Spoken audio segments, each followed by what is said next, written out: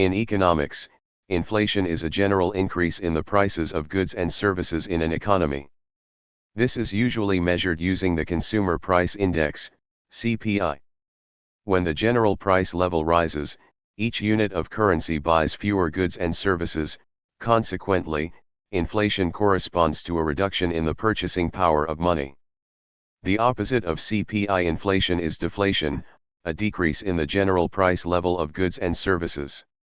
The common measure of inflation is the inflation rate, the annualized percentage change in a general price index. As prices faced by households do not all increase at the same rate, the Consumer Price Index, CPI, is often used for this purpose. Changes in inflation are widely attributed to fluctuations in real demand for goods and services, also known as demand shocks, including changes in fiscal or monetary policy, changes in available supplies such as during energy crises, also known as supply shocks, or changes in inflation expectations, which may be self-fulfilling. Moderate inflation affects economies in both positive and negative ways. The negative effects would include an increase in the opportunity cost of holding money, uncertainty over future inflation, which may discourage investment and savings, and, if inflation were rapid enough, shortages of goods as consumers begin hoarding out of concern that prices will increase in the future. Positive effects include reducing unemployment due to nominal wage rigidity, allowing the central bank greater freedom in carrying out monetary policy, encouraging loans and investment instead of money hoarding, and avoiding the inefficiencies associated with deflation. Today, most economists favor a low and steady rate of inflation. Low, as opposed to zero or negative, inflation reduces the probability of economic recessions by enabling the labor market to adjust more quickly in a downturn and reduces the risk that a liquidity trap prevents monetary policy from stabilizing the economy while avoiding the costs associated with high inflation. The task of keeping the rate of inflation low and stable is usually given to central banks that control monetary policy, normally through the setting of interest rates and by carrying out open market operations. Inflation is the rate of increase in prices over a given period of time. Inflation is typically a broad measure, such as the overall increase in prices or the increase in the cost of living in a country. But it can also be more narrowly calculated for certain goods, such as food, or for services, such as a haircut, for example. Whatever the context, inflation represents how much more expensive the relevant set of goods and/or services has become over a certain period, most commonly a year. To the extent that households' nominal income, which they receive in current money, does not increase as much as prices, they are worse off, because they can afford to purchase less. In other words, their purchasing power or real inflation-adjusted income falls. Real income is a proxy for the standard of living. When real incomes are rising, so is the standard of living, and vice versa. In reality, prices change at different paces. Some, such as the prices of traded commodities, change every day. Others, such as wages established by contracts, take longer to adjust, or are sticky, in economic parlance. In an inflationary environment, unevenly rising prices inevitably reduce the purchasing power of some consumers, and this erosion of real income is the single biggest cost of inflation. Inflation can also distort purchasing power over time for recipients and payers of fixed interest rates. Take pensioners who receive a fixed 5% yearly increase to their pension. If inflation is higher than 5%, a pensioner's purchasing power falls. On the other hand, a borrower who pays a fixed-rate mortgage of 5% would benefit from 5% inflation, because the real interest rate, the nominal rate minus the inflation rate, would be zero. Servicing this debt would be even easier if inflation were higher, as long as the borrower's income keeps up with inflation. The lender's real income, of course, suffers. To the extent that inflation is not factored into nominal interest rates, some gain and some lose purchasing power. Indeed, many countries have grappled with high inflation and in some cases hyperinflation, 1000% or more a year. In 2008, Zimbabwe experienced one of the worst cases of hyperinflation ever, with estimated annual inflation at 1.500 billion%.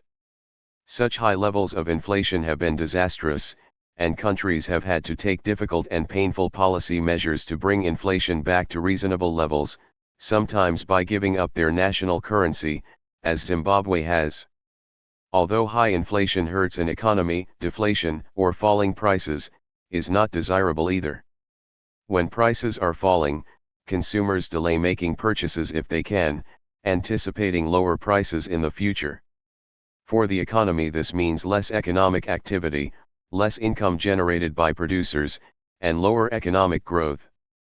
Japan is one country with a long period of nearly no economic growth, largely because of deflation.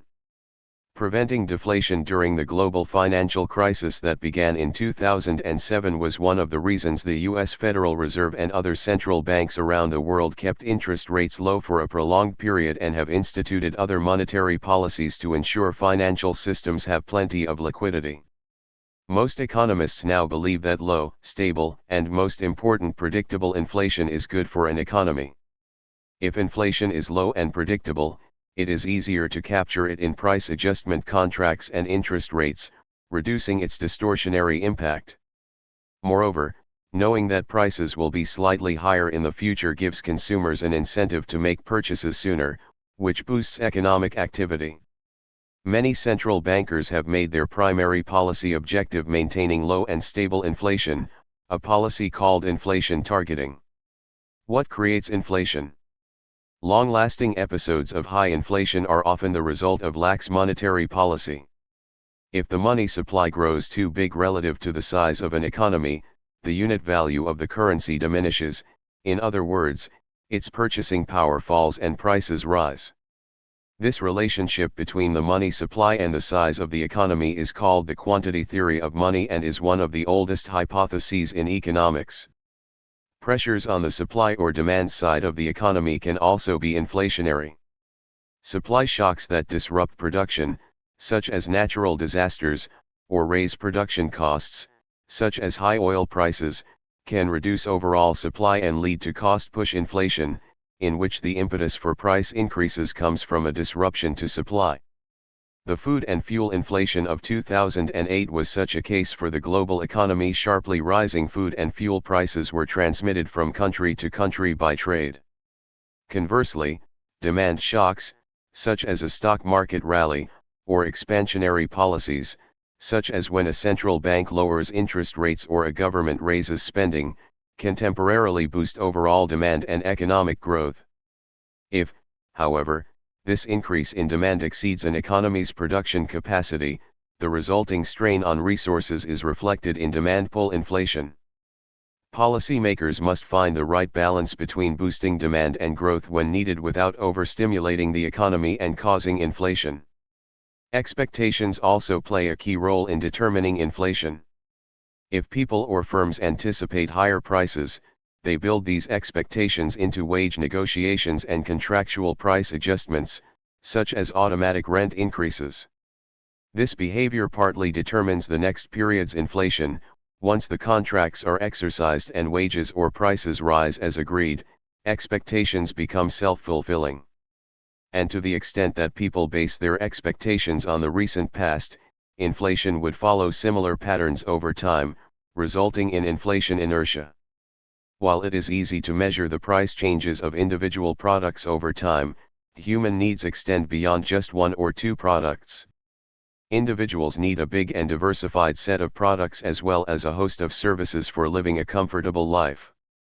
They include commodities like food grains, metal, fuel, utilities like electricity and transportation, and services like healthcare, entertainment, and labor. Inflation aims to measure the overall impact of price changes for a diversified set of products and services. It allows for a single value representation of the increase in the price level of goods and services in an economy over a specified time. Prices rise, which means that one unit of money buys fewer goods and services. This loss of purchasing power impacts the cost of living for the common public, which ultimately leads to a deceleration in economic growth.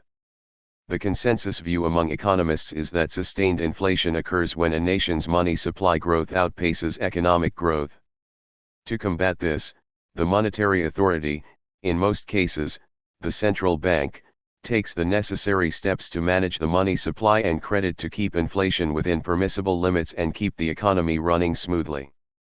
Theoretically, monetarism is a popular theory that explains the relationship between inflation and the money supply of an economy. Inflation is measured in a variety of ways depending on the types of goods and services.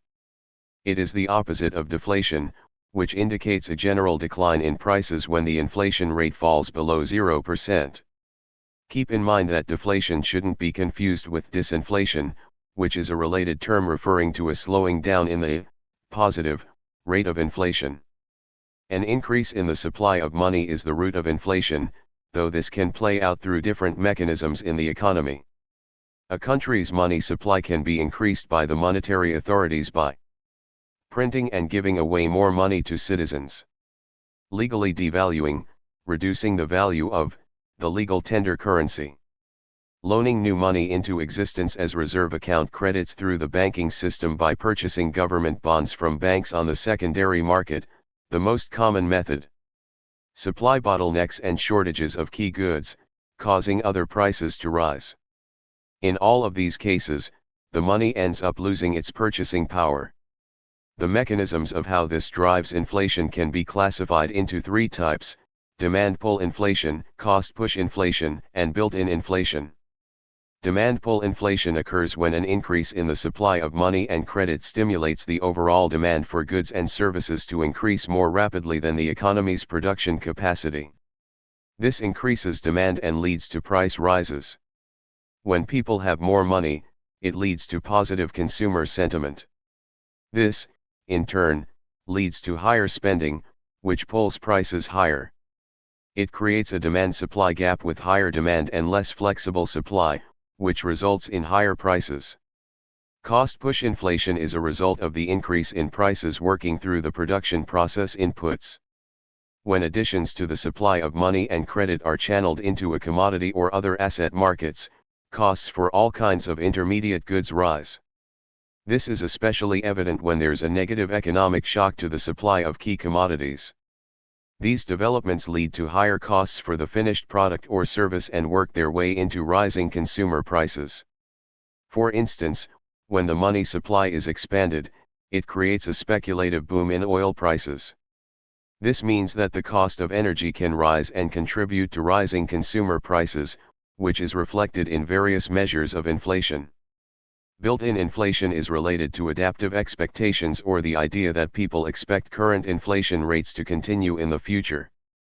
As the price of goods and services rises, people may expect a continuous rise in the future at a similar rate. As such, workers may demand more costs or wages to maintain their standard of living. Their increased wages result in a higher cost of goods and services, and this wage price spiral continues as one factor induces the other and vice versa. For instance, one may choose to invest in asset classes that outperform the market during inflationary times. This might include commodities like grain, beef, oil, electricity, and natural gas. Commodity prices typically stay one step ahead of product prices, and price increases for commodities are often seen as an indicator of inflation to come. However, commodities can also be volatile, easily affected by natural disasters, geopolitics, or conflict. Real estate income may also help buffer against inflation, as landlords can increase their rent to keep pace with the rise of prices overall. Inflation can be construed as either a good or a bad thing, depending upon which side one takes, and how rapidly the change occurs. Some advantages of inflation. Individuals with tangible assets, like property or stocked commodities, priced in their home currency may like to see some inflation, as that raises the price of their assets, which they can sell at a higher rate. Inflation often leads to speculation by businesses in risky projects and by individuals who invest in company stocks because they expect better returns than inflation. An optimum level of inflation is often promoted to encourage spending to a certain extent instead of saving. If the purchasing power of money falls over time, there may be a greater incentive to spend now instead of saving and spending later. It may increase spending, which may boost economic activities in a country. A balanced approach is thought to keep the inflation value in an optimum and desirable range. Some disadvantages of inflation. Buyers of such assets may not be happy with inflation, as they will be required to shell out more money. People who hold assets valued in their home currency, such as cash or bonds, may not like inflation, as it erodes the real value of their holdings. As such, investors looking to protect their portfolios from inflation should consider inflation-hedged asset classes, such as gold, commodities, and real estate investment trusts, REITs. Inflation-indexed bonds are another popular option for investors to profit from inflation. High and variable rates of inflation can impose major costs on an economy. Businesses, workers, and consumers must all account for the effects of generally rising prices in their buying, selling, and planning decisions. This introduces an additional source of uncertainty into the economy, because they may guess wrong about the rate of future inflation. Time and resources expended on researching, estimating, and adjusting economic behavior are expected to rise to the general level of prices. That's opposed to real economic fundamentals, which inevitably represent a cost to the economy as a whole. Even a low, stable, and easily predictable rate of inflation, which some consider otherwise optimal, may lead to serious problems in the economy. That's because of how, where, and when the new money enters the economy. Whenever new money and credit enter the economy, it is always in the hands of specific individuals or business firms. The process of price level adjustments to the new money supply proceeds as they then spend the new money, and it circulates from hand to hand and account to account through the economy. Inflation does drive up some prices first and drives up other prices later. This sequential change in purchasing power and prices, known as the Cantillon effect, means that the process of inflation not only increases the general price level over time, but it also distorts relative prices, wages, and rates of return along the way. Economists, in general, understand that distortions of relative prices away from their economic equilibrium are not good for the economy, and Austrian economists even believe this process to be a major driver of cycles of recession in the economy. How inflation can be controlled. A country's financial regulator shoulders the important responsibility of keeping inflation in check.